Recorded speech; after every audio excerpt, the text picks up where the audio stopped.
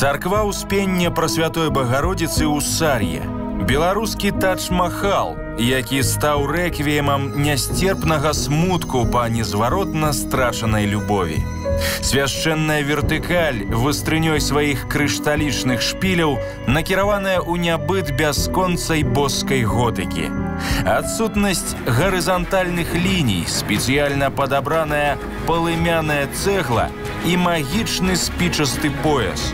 Храм наскрозь працягнуты сімвалізмам сваёй бездакорнай архітэктуры. Архітэктуры Беларусі.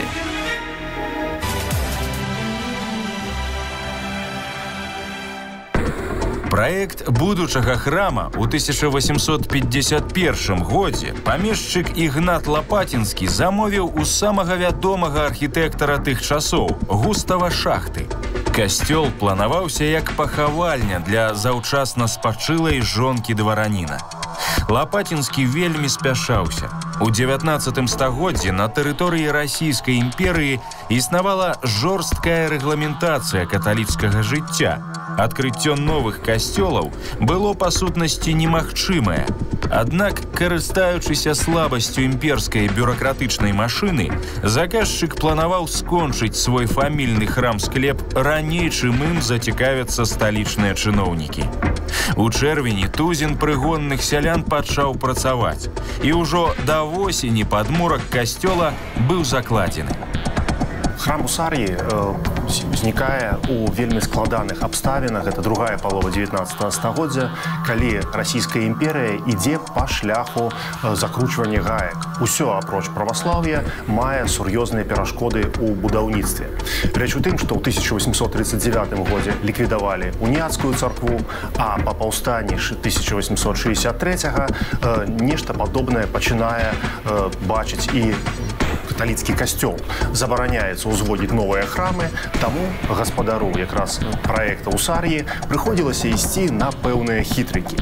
Ён выдае сваю будоўлю за стварэнне фамільнага склепа на могілках. Па лазе гэта сапраўды было вельмі недалёка ад пахавання яго жонкі. Касцёл-пахавальня ўзводзіўся ў рэкордныя тэрміны. На будаўнічы матэрыял і рабочую сілу забудоўшчык не скупіўся. На будоўлі працавалі дзень і ноч, спачатку 12, а потым 16 будаўнікоў. За выкананне ўсіх работ заказчык браў на сябе пісьмовае абавязательства заплаціць усёй брыгадзе 750 рублёў срэбрам. Для параўнання, карову ў канцы 50-х гадоў 19 стагоддзя можна было купіць за 18 рублёў. Выходзіць па 3 каровы на кожнага асобнага будаўніка. Для сялянскай сям'і багацце каласальнае. А цэглу выраблялі на невялікім заводзіку ў адной з лапатінскіх вёсак. Патрэбна была такая форма сілуэтная, якая бы звяртала на сябе ўвагу заўсёды, нават у цемры. І вось такая вось завяршэнне такое гэтага будынка спічастае, вострыя вежачкі такія. Яны, дарэчы, завуцца пінаклі. Іх канструктыўная сутнасць якая? Яны з готыкі, і калі быў контрафорс, які падтрымліваў сцяну, каб яна не рухалася, зверху ставілі пінакль. Гэта такая дапаможная вага, якая фіксавала контрфорс. Дарэчы, у старой готыкі, той класічнай, у гэты пінакль яшчэ свінца налівалі, каб яшчэ цяжэй ён быў, каб яшчэ больш фіксаваў. Тут гэтай патрэбы не было, такого вялікага раскола тут няма. І гэта была такая невялікая, і ёсць невялікая пабудова, вельмі простага плану. Прамавугольнік, невялічкія сакрысціі па баках, вельмі просты план. Таму распора нет, канструктыўна падпіраць контрафорсамі асоба не патрэбна было. На галоўным фасадзе яны ёсць, бо разготыка, ну як готыка без контрафорса, немагчыма. І таму яны з'явіліся на галоўным фасадзе, а далей яны не пайшлі як тэма. Але вось гэтыя пінаклі, якія на контрафорсах з'явіліся на галоўным фасадзе, як тэма пайшлі па ўсім сценам. Выкарыстоўваючы багацце вытанчаных, вертыкальна імклівых цагляных цяг, ніж, шпіляў, высокіх спічастых праёмаў Лапатінскі надаў сар'янскаму касцёлу паветраную лёгкасць і хупавую графічнасць. Наогул уся готыка – мастацтва закручаных і выгнутых ліній, але ў гэтым храме яны сталі асабліва закручанымі, крывымі, спіральнымі языкамі полымя. Гэта відаць у прыватнасці ў арках, вітражах і ў тым, як нішы глыбінёй свайго размяшчэння кантрастуюць на фасадзе. У цэлым, кірунак палымянай готыкі – гэта самы раскошны і багаты перыяд стылю, і гэтым ён выдатны і зачаравальны.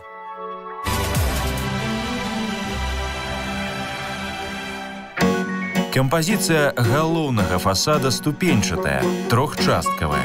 Цэнтральную частку вылучае партал, які здымае нагрузку асноўных гатычных вежаў з фасада. Яны дазволілі ўраўнаважыць канструкцыю будынка і прадухіліць разбурэнне сцен пры ўсаджванні. А завяршаюць фасад дзве шатровыя вежачкі на пяцігранных рабрыстых контрфорсах. Сцены па перыметры умацаваны 12 лапаткамі з вежамі, завершаныя аркатурным паяском са скразной востра-зубчастай аркады. Месца злучэння асноўнага аб'ёму з апсідай вылучаюць двухчасткавыя лапаткі. Аконныя праёмы стральчатыя, упрыгожаныя архівольтамі. Вылучаная арачная дуга над вокнамі, выключна гатычны дэкор. Асаблівасцю храма ў Сар'і некаторыя даследчыкі лічаць якраз маўрытанскую, так званую іспанскую готыку. Нават параўноўваючы з іншымі храмамі гатычнымі, негатычнымі Беларусі, відавочна большая такая сціпласць, больш суровыя формы. У прыватнасці гэта праяўляецца у вельмі вузкіх стрельчатых вокнах. Кажуць, што ў Іспаніі з-за таго, што быў вельмі такі гарачы клімат, трэба было такім чынам бараніцца ад тэмпературы, і яны вось так вырашалі аконныя праёмы. Тое самае быццам бы зроблена і ў Сар'і. І маленькія вежы, якія упрыгожваюць сам храм, гэта не вельмі характэрна для традыцыйнай такой еўрапейскай готыкі, гэта хутчэй маўрытанскі стыль з адсылкай на арабескі, якраз на майстэрства маўраў, арабскіх майстроў, якія засталіся пасля завяршэння рэканкісты ў Іспаніі. На думку гаспадара, такая архітэктура лепш за ўсё падыходзіла тутэйшаму клімату і была больш таннай, таму што не патрабавала тынкоўкі, якую амаль штогод патрабавалася аднаўляць. Чалавек з тонкім густам, Ігнат Лапатінскі, знаходзіў у будынках гатычнай архітэктуры спачуванне свайму гору. Натуральны колер добра перапаленай цэглы выклікаў у яго меланхалічны настрой, навяваў успаміны пра любую Марысю. Унутры храм аднанефны, столь перакрыта крыжовымі скляпеннямі, пластыку якіх узбагачаюць ляпныя нервюры. Дзве калоны падтрымліваюць хоры з аркатурным парапетам. Гатычны звод уяўляе сабой жменю напружання ўсіх камянёў. Пакрыццё не цісне на сцены, а накіроўваецца ўверх. Сцены ў нейкай ступені губляюць сваё значэнне і быццам бы раствараюцца ў пустаце. Адсюль з'яўленне вялікіх вітражных плоскасцяў на вызваленых ад цяжару апор. Інтэр'ер атынкаваны і пафарбаваны белай такой фарбай. А гэта кантраст. Знадворку чырвоны колер, да? А там белае. І калі туды урываецца святло праз шэрагі акон з аднаго боку, з другога, і вокны гэтыя вялікія. Яны высачэнныя, яны спараныя і атрымліваюцца з-за спаранасці па-рознаму гэтыя плямы святла на гэтых сценах, і такая нейкая містычнасць атрымліваецца. Бакавыя сцены тлумачацца як вобраз старога і новага запаветаў. Слупы і калоны як апосталы і прарокі, якія нясуць звод. Парталы як пачатак Божага святла, ну а гатычны інтэр'ер асляпляльна насычаны рознакаляровымі вітражамі той самы зіхатлівы нябесны рай. Дзённае святло, якое запаўняе інтэр'ер храма, сімвалізуе чароўнае святло, што дае жыццё усяму жывому.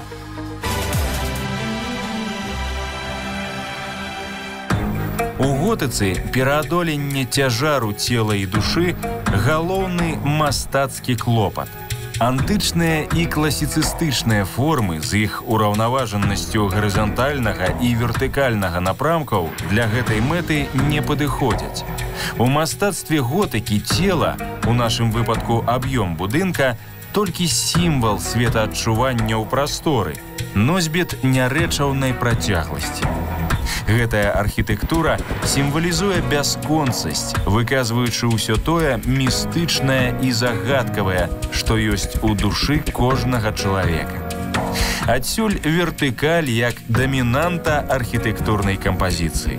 Гатычны сабор не толькі вырастае з зямлі, але жыве ў небе. Больш за тое, з замкнёнасці архітэктура храма ператвараецца ў пластычную і прасторавую кампазіцыю. Храм у Сар'і мае ўнутранае вырашэнне ў выглядзе аднанефавага сабора. Так?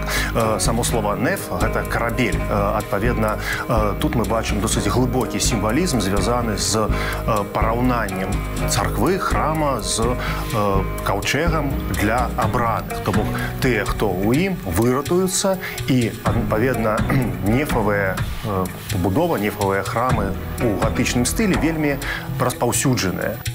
Гатычная архітэктура – гэта не столькі арганізацыя аб'ёмаў, колькі адухаўленне прасторы унутранай і знешняй. У Сар'і мы маем найчысцейшы стыль. Не дзіўна, што пасля завяршэння будаўніцтва касцёла расійскія ўлады канфіскавалі пабудову Лапатінскага і пераасвяцілі яе ў праваслаўны храм. Касцёл пабудаваны па тыпу базілікі з адзінай высокай залай унутры.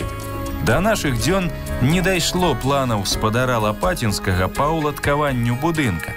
Але поўная адсутнасць нават магчымасці ацяплення ў храме сведчыць пра тое, што будавалася ўжо Успенская царква менавіта як пахавальня. Невядома толькі для каго.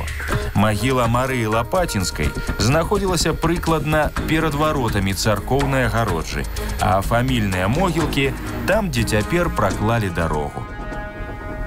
Гэта культавае збудаванне, яно займае сваё асобае месца, і такія ёсць іншыя будынкі ў нас на Беларусі у тыпалагічным радзе культавых пабудоў. Ёсць саборы, ёсць фарныя касцёлы, ёсць прыходскія касцёлы, а гэта храм пахавання. Гэта мемарыяльны аб'ект, гэта сямейны аб'ект. Ён не для ўсіх. Вядома, стаіць у вёсцы, вядома, з павагай сяляне да яго адносіліся, разумеючы, што ён і для чаго. Але ўсё ж такі гэта аб'ект культавы такога, крыху закрытага тыпу. І таму ён, з майго пункту гледжання, такі каменны ўсё ж такі. І таму там рабіць такое абсталяванне, каб шмат народу там было, ацяпленне, там нешта такое патрэбна не было. У савецкі час храм быў аддадзены пад склад хімікатаў, а ў пасляваенныя гады прадстаўнікі мясцовай улады арганізавалі стварэнне Лапатінскага забаўляльную установу. На першым паверсе бар, а на другім канцэртная зала. Перапланіроўка беспаваротна сапсавала веліч сабора. Але час ідзе, і мы, стоячы на грэшнай зямлі, усё больш усведамляем каштоўнасць дайшоўшай да нас архітэктурнай велічы, скіроўваючы несмяротныя душы да бясконцых нябёсаў услед за гэтымі магічнымі шпілямі.